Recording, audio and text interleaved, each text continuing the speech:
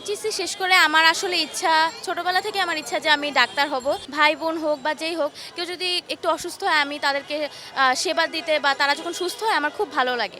না, হলে কোনো ধরনের অসুবিধা হয়নি আলহামদুলিল্লাহ। আর দেখা গিয়েছে যে আমাদের টিচাররাও বারবার এসে খবর নিয়েছে যে কেউ অসুস্থ হয়েছে কিনা, কারো কোনো সমস্যা আছে কিনা।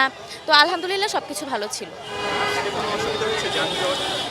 যানজট তো আসলে প্রথম পরীক্ষা, যেহেতু এটা আবার গ্রুপ সাবজেক্টের পরীক্ষা না, যেহেতু সবাই দিবে তাই যানজট তো একটু থাকবেই। আমি আপনার ভবিষ্যৎ পরিকল্পনা শুনতে চাই যে এইচএসসি শেষ করে এরপর আপনার কি চিন্তা? এইচএসসি শেষ করে আমার আসলে ইচ্ছা, ছোটবেলা থেকে আমার ইচ্ছা যে আমি ডাক্তার হব। তাই এইচএসসি শেষ করে আমি ওই বিষয়টাতে আর কি, মেডিকেল ভর্তি পরীক্ষা যেটাকে বলা হয় সেই বিষয়ে আমি মনোনিবেশ করবো আর কি, যাতে আমার চেষ্টার অ্যাটলিস্ট কোনো ত্রুটি না থাকে। ডাক্তার হওয়ার ইচ্ছাটা কিভাবে আসছে আসলে?